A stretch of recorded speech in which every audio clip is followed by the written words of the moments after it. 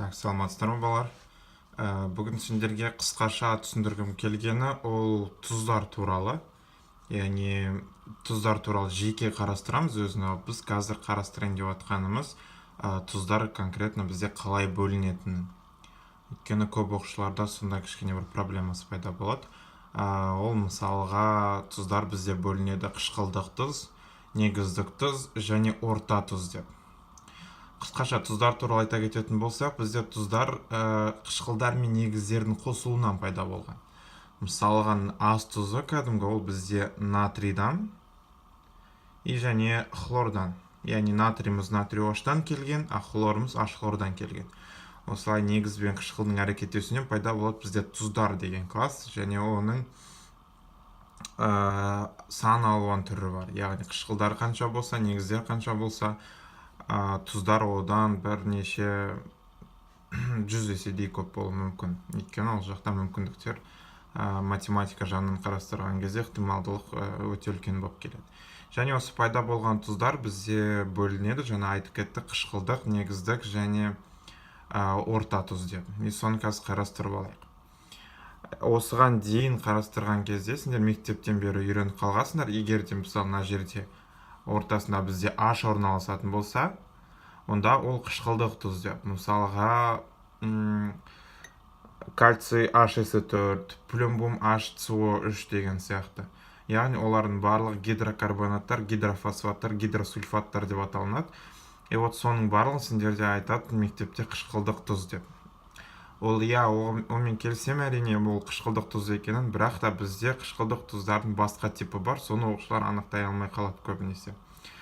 Сонымен ең бірінші аттап алу керек, сендерде егер тұздың құрамына H немесе OH кіретін болса, сәйкесінше ол классын анықтайды. Яғни H бар бір тұз болатын болса құрамында, яғни қышқылдың бір бөлігі қалып қалған, онда ол қышқылдық тұз болады. Олар гидротұздар деп аталынады, яғни ол бағана айтып кеттік, гидросульфаттар, гидрофосфаттар және гидрокарбонаттар.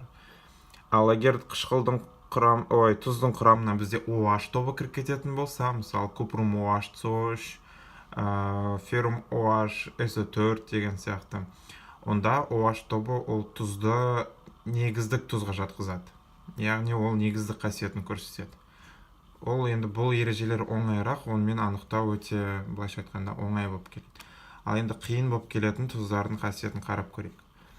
Мысалға, ол бізде қосылып жатқан құраушыларына байланысты. Біздің жағдайда натрий мен хлорға.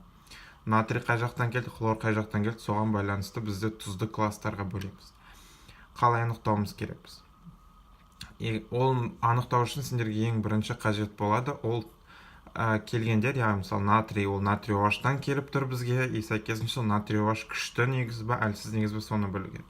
Хлорымыз H хлордан келіп тұр, сол тоже сендерге білу керек, ол H хлорымыз ол күшті ме, әлсіз бе. Егер әлсіз қышқылдар мен күшті қышқылдарды және әлсіз негіздер мен күшті негіздерді ажыратып алатын болсыңдар, онда бұл тақырып сендерге қатты қиын болмайды. Сол үшін алдымен сол тақырыпты қарастырып алыңдар.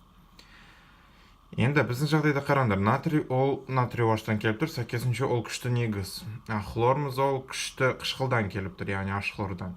Сол себепті натрий хлорымыз бізде орта тұз болып саналады. Өйткені қасиетті не натрийда, не хлорда өзіне тартып алып кете алмайды, өйткені олардың күштері бірдей.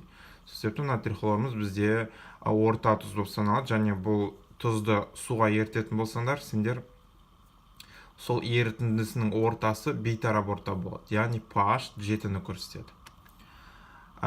Тура солай біз қарастыраламыз, мысалға алюминий 2S3-ті. Яғни мына тұзымызды. Алюминий 2S3 ол бізде тоже жаңағындай орта тұзға жатады. Өйткені алюминий OH-ымыз, алюминий OH 3 еселенген ол бізде әлсіз негізге жатады, ал H екесіміз тоже бізде әлсіз негізге жатады. Сәйкесінше екеуі қосылған соң ешкімнің артықшылығы жоқ, сәйкесінше бізде қасиетіміз ортада қалып қалады. Бұл тұзды тоже суға ерітетін болсаңдар, біз аламыз именно бейтарап ортаны. Бұл тұзымыз аталады бізде орта тұз деп, яғни қышқылдық емес, негіздік емес, орта тұз. Натрий хлор екеуі солай. Ал егер бізде мысалға мынандай тұз келетін болса, кішкене құрылымдық формуласы ашылған, бірақ мына тұзымыз бізде калий 2SO3. Калий 2SO3 деген тұзымыз. И осы тұзда айырмашылық не? Калий OH сендер білесіңдер, ол күшті негізден келген, ал H2SO3 деген қышқылымыз ол бізде әлсіз қышқылға жатады. И вот осындайдан пайда болған тұзымыз, яғни калий сульфиті деп аталынады. Сульфиті.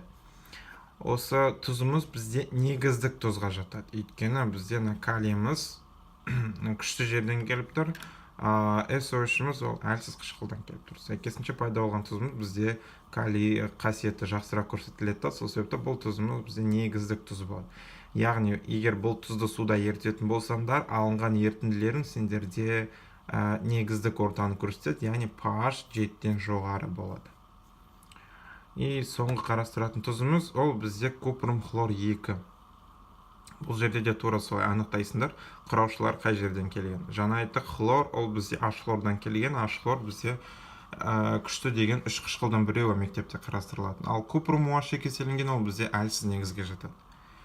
Сәйкесінше әлсіз негізбен күшті қышқылдан келіп тұрды, сол себепті мынауымыз тұзымыз.